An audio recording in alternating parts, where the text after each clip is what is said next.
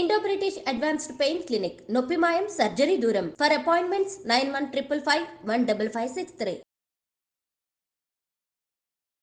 నమస్కారం, welcome to I dream. నేను మీ ఝాన్సీ. ప్రస్తుతం మనతో ప్రముఖ వాస్తు జ్యోతిష నిపుణులు బ్రహ్మశ్రీ ఎస్జే శాస్త్రి గారు ఉన్నారు. ఈరోజు కొన్ని మంచి విషయాలు ఆయన అడిగి తెలుసుకుందాం. నమస్కారం గురుగారు. నమస్కారం అమ్మా.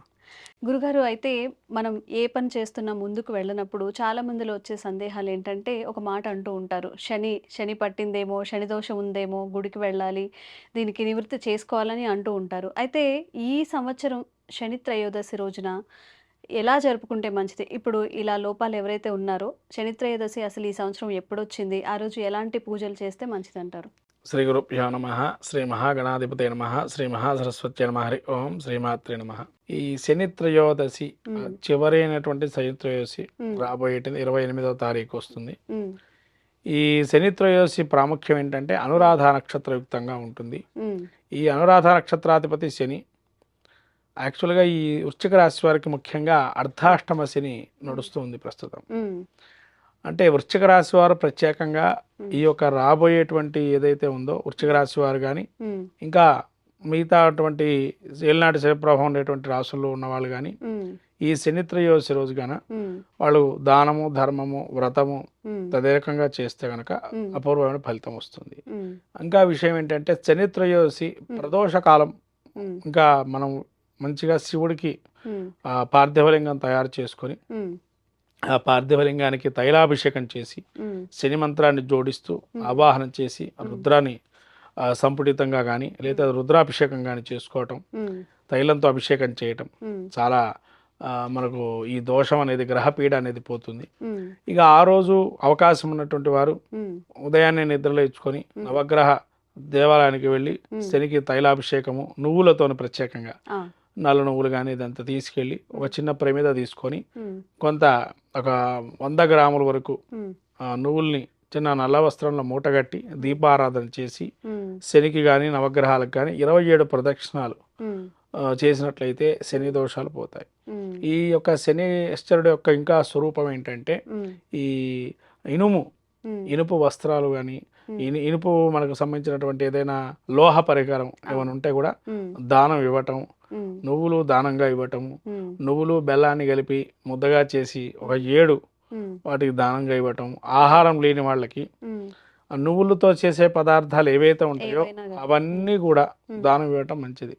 ఈ శని దోషాలు యొక్క ప్రభావం ఏంటి మనిషి మీద అంటే తనకి తలంచిన కార్యాలు కాకపోవటం ఒకటి, రెండవది స్తబ్దుగా ఉండడము, తర్వాత పనిలో విలంబనం కావటం, కార్య విలంబనాలు, తర్వాత ఏ పని మొదలుపెట్టినా కార్యాటంకం, ఒక మెట్టు వేయటం మళ్ళీ ఆగటం, ఒక అడుగు వేయటం మళ్ళీ ఆగటం, ఇలా ఆగుతూ ఉంటాయి. ఈ పనులు కూడా ఆటంకాలు ఉంటాయి. తర్వాత ఒకటి ప్రాణ భయం, లోపల ఎవరో వచ్చిన ఏమో అంటారో ఒక ప్రాణ భయాలు కూడా ఉంటాయి మనసులో కొంతమందికి.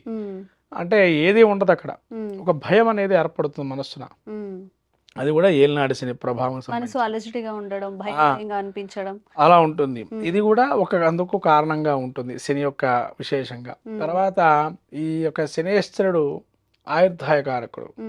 అంటే ఈ ఆయుర్దాయకారకుడు కాబట్టి ప్రతినిత్యము ఎవరైతే శనికి స్తోత్ర పారాయణం కానీ, దశరథకృత శని స్తోత్రం కానీ ఇలా పారాయణాలు చేసుకోవటం వల్ల కూడా శని దోషాలు పోతాయి.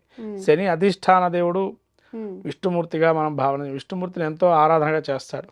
అంటే విష్ణుమూర్తి చాలా ఇష్టడుగా ఉంటాడట శనిశ్చరుడు.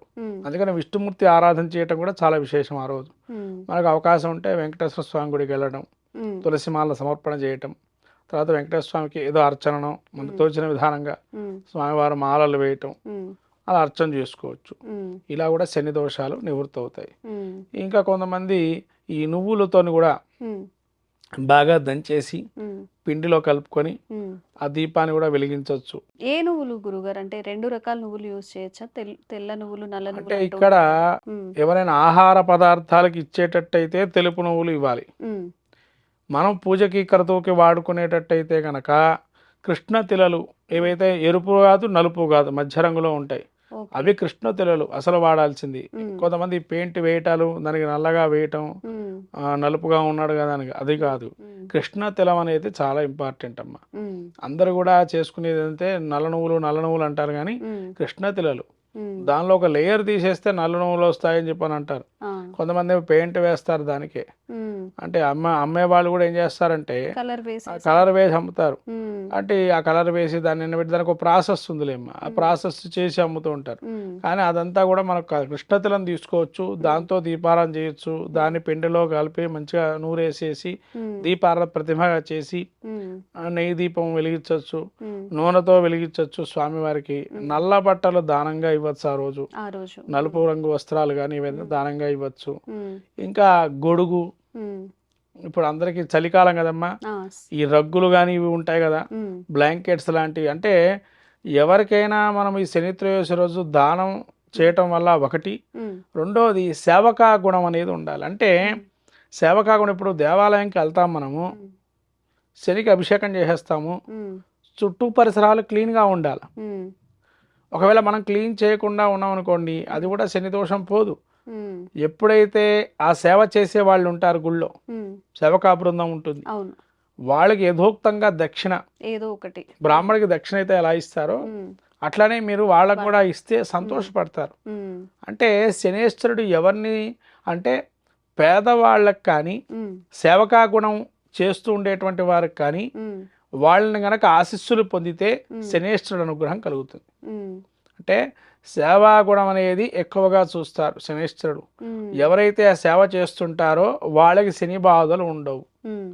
సేవ చేయకుండా వాళ్ళని అహంకారపూరితంగా తిట్టడము, అహంకారంగా మాట్లాడటము, అంతటి వాడి ఇంతటి వాడి అంటారు చూడండి, శని బాధలు ఉంటాయి. అంటే ఈ శని బాధ అంటే సేవకా వృత్తి ఎక్కువగా సేవకంగా ఉండేటువంటి వారిని అనుగ్రహిస్తాడు శనేశ్వరుడు ఎక్కువగా. వాళ్ళ ఆశీస్సులు పొందామంటే శనేశ్వరుడు ఆశీస్సులు పొందినట్టే. అందుకని సేవాగుణ దృక్పథంలో ఉండేటువంటి వారు ఎవరైతే ఉంటారో స్వామి చల్లగా చూస్తారు వాళ్ళని శనేశ్వరుడు. తద్వారా వాళ్ళకి ఆయురారోగ్యాలు కలుగుతాయి, అష్టైశ్వర్యాలు కలుగుతాయి. శని యోగం ఉంటే గృహప్రవేశాధికారాలు కూడా ఇస్తాడు. యోగం ఉంటే రాజకీయంగా పలుకుబడి ఉంటుంది, రాజుగా అవుతాడు. అనేక రకాలైనటువంటి రాజు ఈ యొక్క శనేశ్వరుడు ఐశ్వర్యవంతుడుగా చెప్పబడింది మనకు.